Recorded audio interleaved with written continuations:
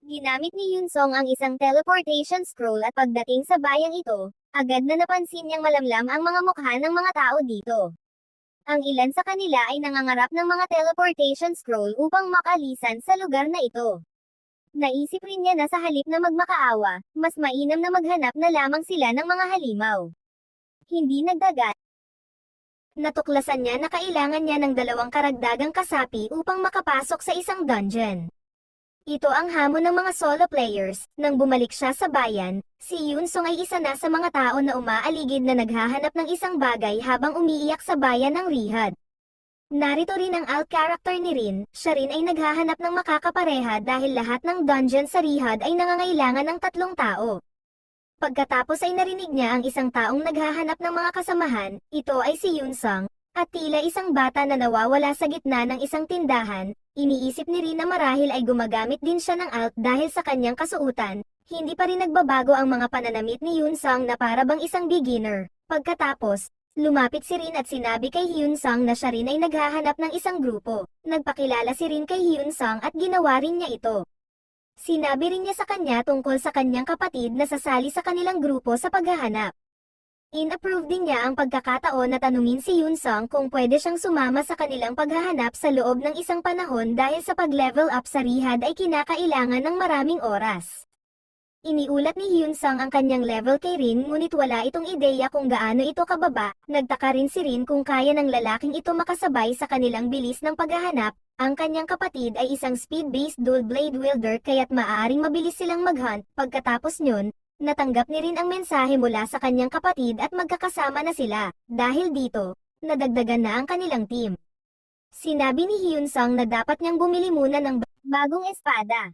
Kaya tinuro ni Rin ang direksyon ng Panday. Nagpasalamat si Hyun Song at masayang nagmadali papunta sa Panday. Naghintay si Rin para kay Hyun Song at sa wakas ay bumalik na ito. Labis na nasiyahan si Hyun Song sa kanyang bagong espada. At sapat na ang pinsala nito para patayin ang mga halimaw na may level na 120. Ang Iris Field ay naging matagumpay ang pagsasama nito at nagpapalakas din ito sa kanyang espada. Dumating sila sa kapehan kung saan naghihintay ang kapatid ni Rin. Iniisip ni Hyun Song na siya'y masyadong bata, marahil mas bata pa kay Yuna. Nagpakilala si Hyun Song at ang pangalan ng babae ay Yun. Nag-usap ang tatlo tungkol sa kanilang mga plano sa dungeon. Sinabi ni Yun kay Hyun Song na mababa ang kanilang level, ngunit sapat na ang kanilang mga kakayahan.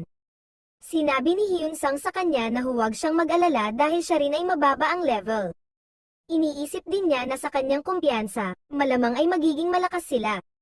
Pagkatapos nito, nagpadala si Rin kay Hyun Song ng imbitasyon sa party. Nalaman nilang siya'y level 35 lamang. Hindi nila inakala na ganito kababa ang level niya at inakala nila na sila na lamang ang magdadala kay Hyun Song. Ngunit naalala ni Rin ang bilis ng reaksyon ni Hyun Song nang tumakbo ito patungo sa Panday, at mukhang napakabilis nito.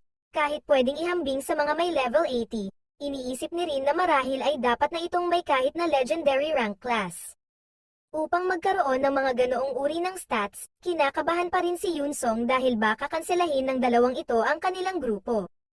Ngunit sinabi ni Rin sa kanya na okay lang at magpapatuloy silang magkasama. Sinabi rin ni Yun Song sa kanila na magfi-film siya habang sila'y naglalakbay. Ginawa niya ito para sa content sa MetUbe. Pagkatapos, tumayo si Yun Song at hiningi sa kanilang magumpisa na ang kanilang hunt. Pero sinabi ni Yun na hindi pa nila napag-uusapan ang kanilang mga estratehiya. Wala talagang ideya ang lalaking ito na may ganitong bagay dahil karaniwan niyang pinapatay ang kanyang mga kalaban ng walang pasubali. Dumating ang tatlo sa kuweba ng mga Lycan. Sinabi ni Yun kay Hyun Song na siya na ang magturo ng daan upang subukan ang kanyang lakas. Iniisip ni Hyun Song na maaaring ito ang layunin ni Yun. Kaya't masayang sinabi niyang oo. Nice din niyang ipakita sa kanila ang kanyang mga kakayahan. Talagang maliit lang ang tingin sa kanya ng dalawang ito, at nagsimula na ang kanilang hunt sa dungeon.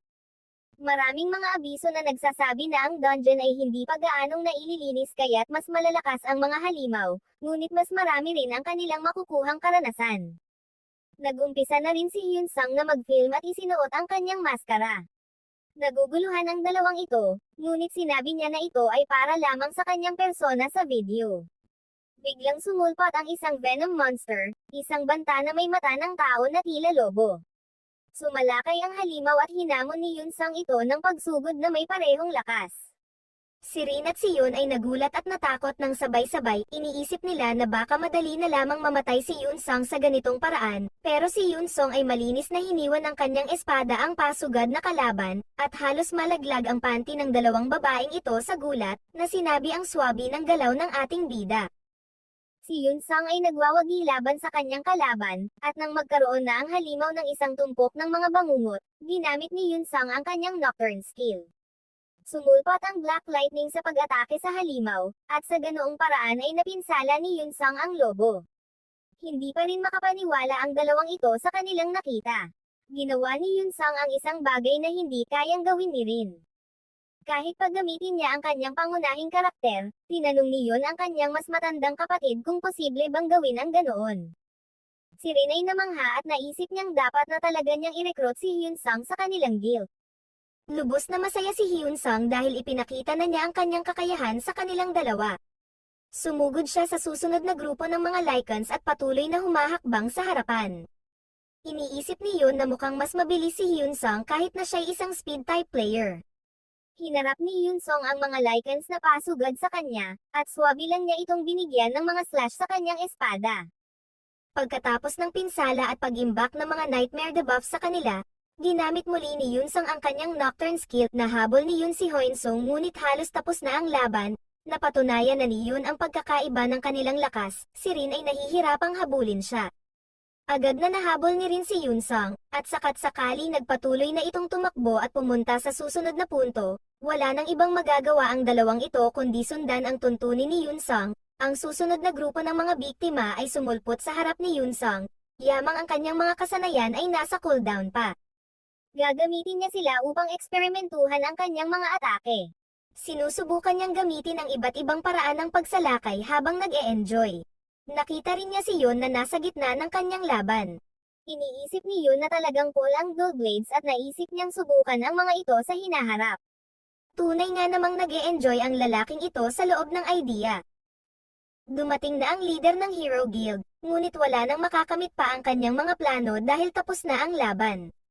Ginawa ni Hyunsang ang parehong bagay na nangyari kanina, nagsimula siyang tumakbo nang makahabol si Rin. Iniisip na ngayon nila na baka galit si Hyunsang sa base ng Hero Guild. Sa base ng Hero Guild, si Sunny, ang kanilang mage, ay abala sa kakaboard dahil wala ang mga kasamahan niya sa guild, ngunit nagkaroon siya ng excitement nang may makitang papasok, at si Yun ito, agad na binati ni Sunny si Yun at nagsimulang mag-usap ang dalawang ito. Ipinahayag ni Yun kay Sunny ang balita tungkol sa kanyang kapatid na tumigil na sa kanyang trabaho para maglaro ng idea. Excited rin siya na makasama ang kanyang kapatid sa guild, ngunit kailangan muna ni Yun na mag-level up. Sinabi ni Yun kay Sunny na ang kanyang kapatid ay nakapag-level hanggang 30 sa loob lamang ng isang araw. Labis na namangha si Sunny, ngunit sa kanyang isip, imposibleng mangyari iyon malibang mayroong sobrang kagalingan. Dahil naglalaro si Rin gamit ang kanyang alt, naisip nilang magtanong kay Rin tungkol dito. Ngunit nang tawagan nila si Rin, kanilang narinig na siya'y nag-aalala.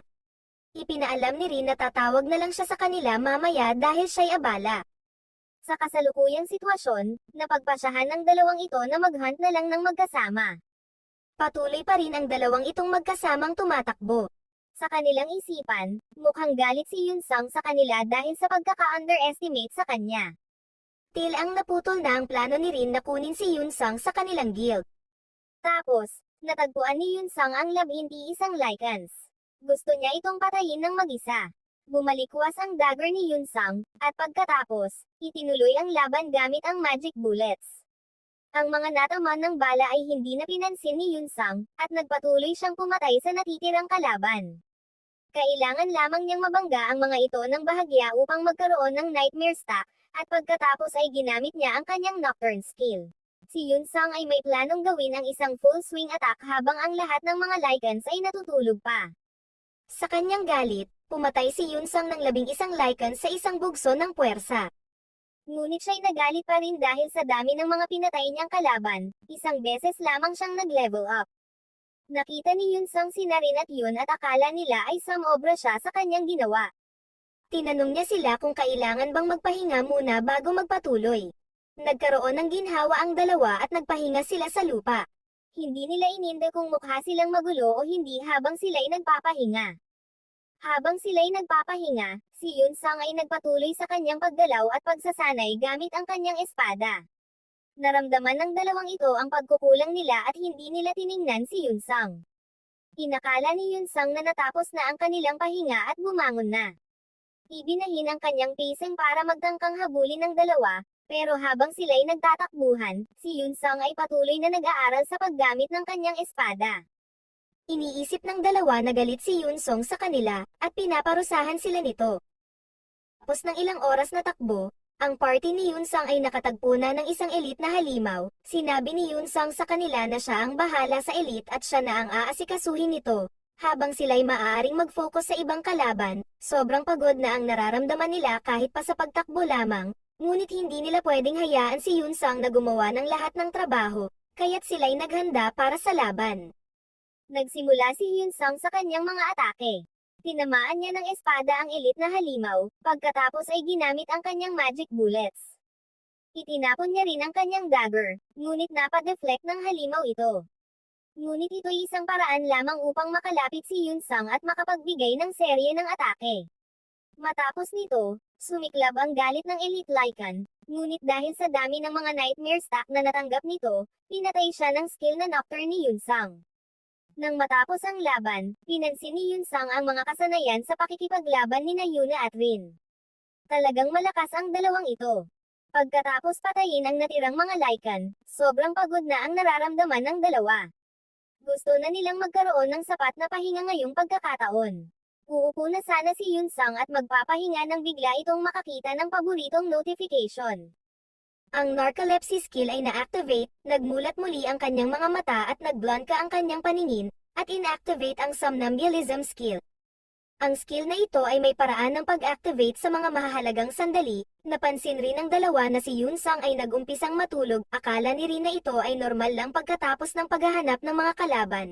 Ngunit nagulat sila nang bumangon si Hyun Sung, ang somnambulism skill ay activated na naman, at ito ang tutulong sa kanya na tapusin ang kanyang quest sa loob lamang ng 30 segundo. Si Hyun Sung ay nagpahinga at muling nagsimulang tumakbo. Nakakaawa na ang kalagayan ng dalawa.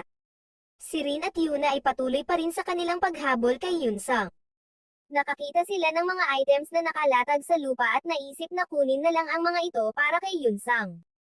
Subalit kinakailangan pa rin nilang magmadali. Labis na pagod na ang nararamdaman ni Rin at Yuna matapos ang 25 oras na paghahanap ng mga kalaban. Talagang gustong-gusto na nilang magpahinga. Si Yun ay patuloy pa rin ang pagtaas ng level nito, sa kadahilanan ang sabihin ay nagpatuloy ang pagsusugod ni Hyun Sung sa mga kalaban habang sila'y nagpapahinga. Nakita ni Yun ang isang bagay at ipinaalam ito sa kanyang ate. Nakita nila na si Hyun Sung ay nasa harap ng pintuan ng boss room. Ang bilis na ito ay talagang hindi pangkaraniwan. Karaniwan ay nagtatagal ng 2 hanggang 3 araw sa totoong oras bago marating ang dulo, pero isang araw lamang ang ginugol nila. Habang papalapit sila kay Hyun Sung, nararamdaman na nila ang may kakaiba sa lalaking ito. Bukas na ang silid ng boss at tinangka nilang pigilan si Hyun Sung ngunit sila'y huli na. Kailangan nilang malampasan ang silid ng boss bago sila na mag-log out. Ang tunay na Hyun Sung ay walang kamalay-malay sa nangyayari. Akala niya dahil natutulog ang kanyang karakter ay iniwan na siya ni Rin at Yun. Patuloy siyang nag-research para sa isang lugar kung saan makakapag-hunting mag-isa. Plano niyang iwanan ang rehab at pumili ng ibang hunting spot. Tinawagan din siya ni Yowan at tinanong si Hyun Sung kung okay lang siya. Sinabi ni Yowan kay Hyun Sung na napansin niyang may kakaiba sa video na ipinadala niya sa kanya. Bigla raw nagbago ang estilo ng pagsugod ni Hyun Sung nang makipaglaban sa boss na si Karak. Inamin ni Hyun Sung na may kasanayan siyang nagpapalit ng AI na siyang ang lumalaban sa kanyang pwesto kung siya ay nakikipaglaban, kaya't magkaiba talaga ang kanilang mga kasanayan. Ipinagpagpalagay ni Yuan na napakagaling nito, sinabi niya na para itong si Jekyll at Hyde. Ipinadala rin ni Yuan ang na-edit na video kay Hyun Sung para sa kanyang pagsang-ayon. Tinanggap ni Hyun Sung ang email at pinanood ang video, hindi niya maipakita ang kanyang pag-amin na siya ang lalaking nasa video. Habang pinapanood ang video, naisip ni Hyun Sung na makakakuha siya ng inspirasyon mula rito. Binaligtad din ni Yuan ang kulay ng kanyang maskara kapag kinukuha ng AI ang kanyang pwesto. Natuto si Yun Song ng mga bagong taktika sa pamamagitan ng panonood sa sarili niyang video. Bumalik tayo sa pinagyarihan ng grupo. Ito na ang boss monster, mas malaki at mas malakas kaysa sa mga kalaban sa labas. Mabilis itong sumugod ngunit naagapan ni Yun Song. Subalit sobrang lakas ng halimaw na ito, inihagis si Yun Song palayo. Inihanda ni na rin at yun ang kanilang sarili ngunit alam nilang nasa peligro sila. Ngunit biglang tinamaan ang boss ng 5 magic bullets na tumama nito. Nagalit ang boss at dali-daling sumugod kay Yun Song ngunit napagtanto niyang umiwas sa atake at humantong sa kanyang kontra-atake. Nilalaroan ng AI ang boss monster, at nagkaroon na ito ng maraming nightmare stacks sa kanya. Ginamit ni Yun Song ang Nocturne na kasanayan, pinaalog nito ang boss sa loob ng 10 segundo. Hindi nagpahuli ang AI at dali-daling sumalakay, napagpasyahan na aktibahin ang mga nightmares. Dahilan ng pagkakaroon ng halusinasyon at kirot sa boss, napagtanto ni Yun Song na maaari niyang saktan ito bago mawala ang epekto ng debuff. Pagkatapos nito, bumangon ang Lycan at nagsimulang mag-counterattack. Naging mapanuri na siya kay Yun Song at ang kanyang Nocturne skill. Bumulaga ang boss ng 5 bala ulit at iniisip nitong susunod na ang itim na kidlat, ngunit wala itong naging resulta. Ang AI ay naglalabas na lamang ng mga simpleng atake, at naging tutok na sa pagtatanggol laban sa espada ni Hyun Sung. Ngunit biglang inilabas ni Hyun Sung ang kanyang Nocturne skill ulit, napagtanto ng boss na hindi ito handa at tinamaan siya ng isang kritikal na natamba ulit ang boss at akala niya ay lubos na siyang natalo laban sa taong ito. Sumunod ay biglang sumambulat ang malakas na ungol mula sa boss. Parehong alam ni na rin at yun ang ibig sabihin nito, magsisimula na ang ikalawang yugto ng laban. Mas malakas ito ngayon. Puno ng galit ang mga mata ni Service dahil sa kahihiyang naranasan sa laban kay Yun Song, gamit ang mas mabilis nitong bilis, upang sumalakay kay Yun Song, subalit swabe lang naiwasan ng bida ang mga atake nito, kahit ano sobrang bilis nito, ay hindi pa rin ito sapat sa bilis ng AI na ipinamamalas nito. Patuloy pa ring pinagmamasdan ni na rin at yun si Yun Song at ang kanyang kahusayan sa pagkontrol, nagsimulang mag-counterattack si Yun Song.